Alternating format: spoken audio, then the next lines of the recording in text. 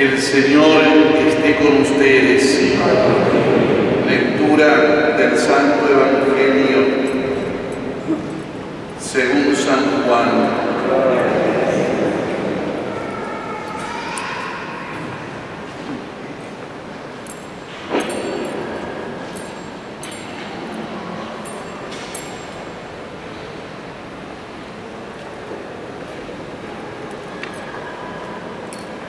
Cuando la multitud se dio cuenta de que Jesús y sus discípulos no estaban en el lugar donde el Señor había multiplicado los panes, subieron a la barca y fueron a Cafarnaúm en busca de Jesús. Al encontrarlo en la otra orilla le preguntaron: Maestro, ¿cuándo llegaste?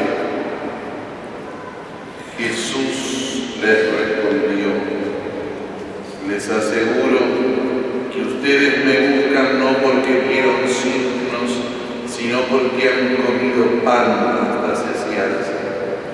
Trabajen no por el alimento perecedero, sino por el que permanece hasta la vida eterna, que les dará el Hijo del Hombre, porque es Él a quien Dios el Padre marcó con su sello. Ellos le preguntaron: ¿qué debemos hacer para realizar las obras de Dios?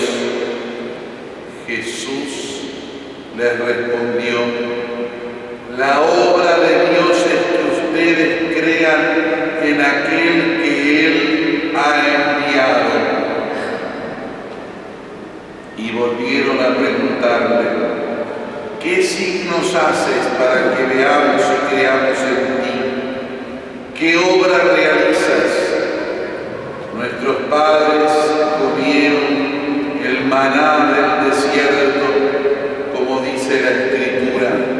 Les dio a comer el pan bajado del cielo. Jesús respondió: les aseguro que no es a Moisés quien les dio de comer el pan del cielo. Mi Padre les da el verdadero pan del cielo, porque el pan de Dios es el que desciende del cielo y da la vida al mundo. Ellos le dijeron: Señor, danos siempre de este pan.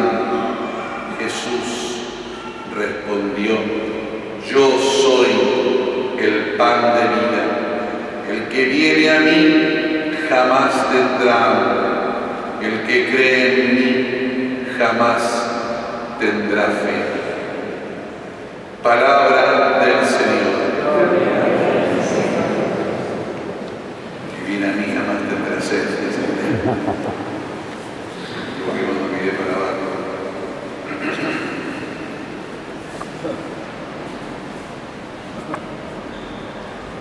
Sigue este capítulo 6 del Evangelio de San Juan, en donde Jesús va en esa explicación del discurso y en esa realización del signo, va introduciendo lentamente y paulatinamente el misterio del Santísimo Sacramento del altar, como lo ha llamado la Iglesia, es decir, de la Eucaristía, en el misterio de la realización de la Iglesia. En estos versículos que anteceden todavía a la definición de ese pan verdadero que va a ser Jesucristo, con el cual nos vamos a encontrar el domingo que viene, en estos versículos antecedentes Jesús habla de el prolegómeno, de lo que significa la actitud personal nuestra ante el misterio de su presencia eucarística. Y ese misterio que se realiza en sí mismo precisa de nosotros para el aprovechamiento y para la interacción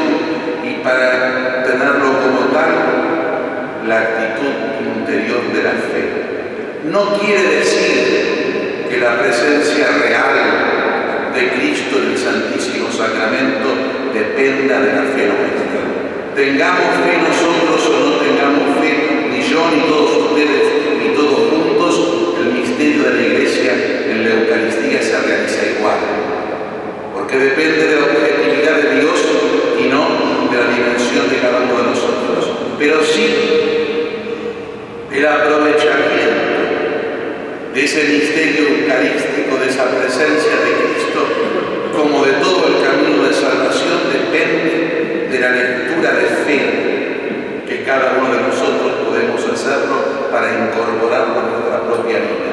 La fe que nosotros tenemos, es decir, esa actitud interior que es una forma de conocimiento distinta que el conocimiento empírico, es decir, que el conocimiento que proviene de los sentidos externos, una certeza de aquello que no se ve, como dice la carta a los Hebreos, es el principio puesto por Dios, pero desarrollado por nosotros. Dios en la fe interviene de dos maneras. La primera, en su dimensión de creador, en el corazón, en la interioridad del espíritu de cada uno de nosotros, ha puesto en la creación esa inquietud de buscar lo trascendente, esa actitud de buscar al ser superior, esa actitud de buscar una explicación más profunda que el simple desarrollo físico acerca de la existencia de lo humano y de todo lo que convoca a la realidad de la creación. Esa huella del creador, ese deseo de búsqueda y de explicación trascendente, es el principio de lo que va a significar la virtud sobrenatural de la fe. Pero además, Dios interviene en esta dimensión como Dios redentor, en una sola realidad, ciertamente, y en un solo pensamiento. Pero para que nosotros entendamos, es también Dios el que siembra en nosotros el deseo de creer. Y muchas veces ese deseo de creer va a ser por situaciones meramente humanas y a veces totalmente distintas. A veces el deseo de creer es una continuidad, un eslabón en la dimensión de la familia, que es lo más natural, lo más simple, lo más cómodo para la naturaleza humana. El niño que empieza a creer porque en su familia le hablan del misterio de Dios y al hablarle de forma cotidiana, sencilla, y al ver el testimonio del padre, de la madre, de los abuelos, de los tíos, de los hermanos, va experimentando la noción elemental, tal vez la noción que un niño puede captar de la realidad de la fe. Otras veces la fe nace por un momento especialísimo de conversión, en un momento puntual, un momento de encuentro concreto ya del adulto, del joven, por un hecho exterior muchas veces, a veces un hecho exterior confortante, otras veces un hecho exterior doloroso. ¿Cuántas veces una desgracia trae a tantas personas a pensar en el misterio de Dios? Otras veces es al revés, la dimensión de gozo humano que lleva a pensar en la existencia de Dios. Otras veces es, y no pocas, la armonía del arte. Otras veces es las distintas formas de los trascendentales que nos llevan a ser vistos y a contemplar y a comprender la presencia de un ser superior.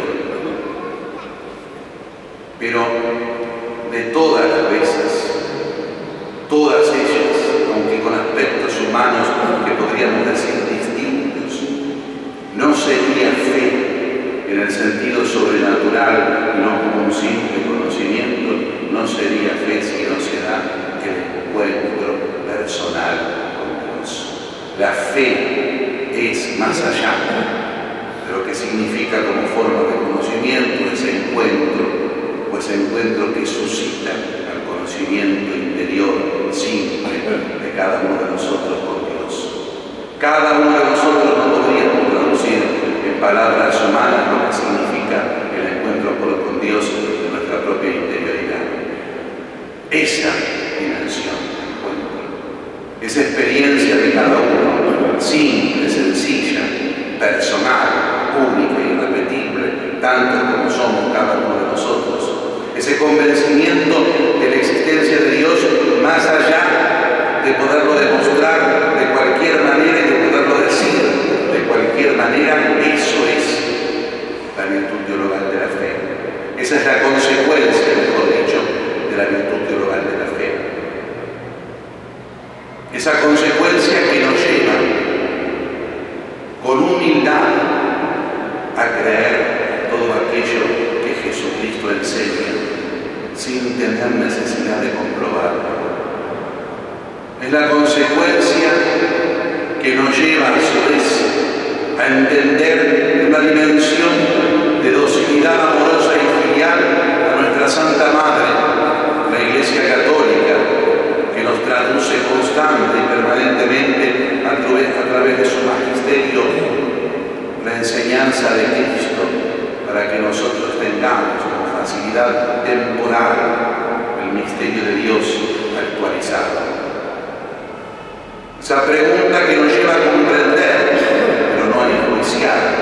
Esa pregunta que nos lleva a buscar la constatación, pero no a descreer. Esa pregunta que nos lleva a la docilidad y a la humildad, y que es ajena a la rebeldía y a la soberbia.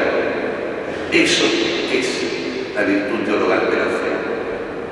Esa es la actitud de cada uno de nosotros, por la cual estamos esta mañana acá, por la cual creemos que el pan y el vino es Jesucristo, convertidos en la sacramentalidad de la Iglesia. Esa es la dimensión que nos lleva a cada uno de nosotros y a la Iglesia entera a dar testimonio de la fe, simplemente diciendo que creemos y tratando de actuar en coherencia con esa fe. Esa es la actitud interior que nos lleva a mirar, insisto, las enseñanzas de Jesucristo por la luz sobrenatural y que enaltece y que lleva a un plano distinto a nuestra propia inteligencia y a nuestra propia razón. Pero esto no se cultiva, no se hace crecer sin el esfuerzo de cada uno de nosotros. Esfuerzo de humildad, de camino en la oscuridad. Esfuerzo de profundidad ascética, de seguir la práctica aún sin sentimiento exterior. Esfuerzo de buscar constantemente a Dios, al cual poseemos, pero al cual sabemos que cada día tenemos que buscarlo más. Esa es la fe que nos pide Jesús para comprender su misterio. Esa es la actitud que nos da la llave para hablar, para entender, para incorporar a Cristo como si fuera alguien presente casi físicamente en nuestra historia.